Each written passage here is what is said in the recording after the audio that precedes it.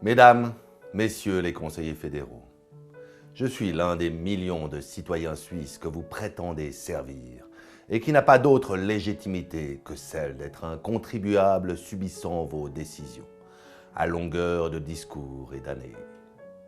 Si vous nous servez, nous devons pouvoir vous demander des comptes, et ce même en dehors des périodes électorales, pendant lesquelles vous vous rendez bien moins intouchable qu'aujourd'hui.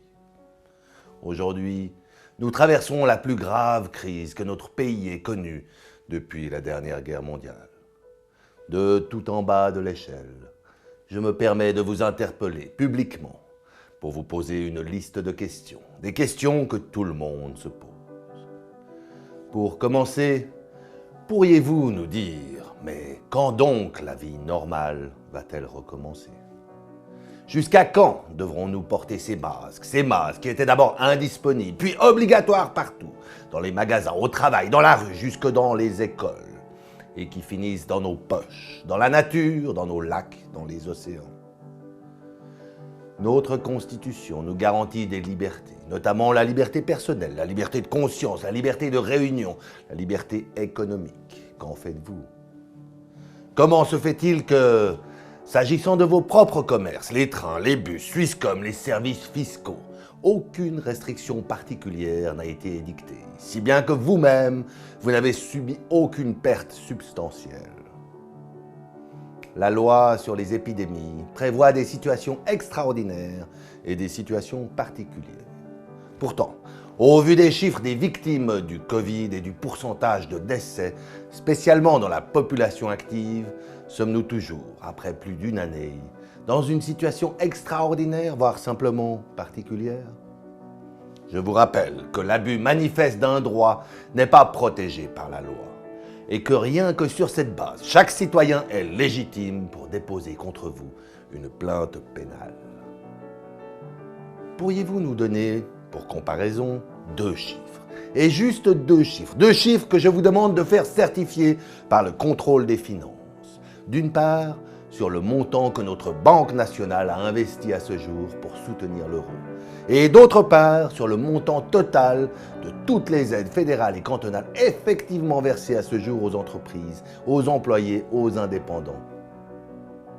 À propos des aides, pourriez-vous nous expliquer les raisons pratiques et concrètes qui justifient le retard, voire parfois le refus de ces fameuses aides ? Concernant le vaccin maintenant, que vous avez acheté par millions, dont on ne sait pas grand-chose sur les effets secondaires, sur quelle base légale pourriez-vous le rendre obligatoire ? Quelles sanctions osez-vous imaginer si par aventure un citoyen ne n'en voulait pas ? Avez-vous vraiment l'intention de nous imposer à chacun un passeport vaccinal ? N'avez-vous pas conscience, après plus d'une année, d'aggraver le nombre de victimes du Covid en ajoutant aux victimes sanitaires les victimes économiques ? Ne pensez-vous pas que le rôle d'un gouvernement qui entend respecter scrupuleusement notre Constitution soit plutôt d'informer que d'imposer, surtout sur une si longue période ? Le citoyen suisse, dûment informé des risques du Covid, est-il vraiment incapable de choisir s'il souhaite se rendre au restaurant, aller voir un spectacle, faire du sport ? Considérez-vous vraiment vos citoyens, votre autorité suprême, comme incapables de discernement, individuellement et collectivement ? À quel moment allez-vous cesser d'écouter béatement une task force, opportunément bénévole et dévouée, dont on ne sait rien ou si peu, et qui n'a, tout comme l'OMS à Genève, jamais même été élue par nos soins ? Quelles sont vos réelles compétences, à chacun de vous, pour gérer pareille crise sanitaire ? Faudra-t-il suspendre le paiement de vos salaires mirobolants jusqu'à la fin de la distribution des aides et jusqu'à la résolution de cette crise pour que nous puissions enfin en sortir ? Faudra-t-il finalement vous licencier en masse pour qu'enfin la vie normale recommence ? Bien sûr, vous allez certainement choisir d'ignorer ces questions et ne même pas en donner un accusé de réception. Je ne représente à vos yeux que le tout nouveau mouvement citoyen Évolution Suisse. Si vous pensez que je suis trop petit pour changer quelque chose, rappelez-vous ce que c'est que d'essayer de dormir avec un seul petit moustique dans votre chambre.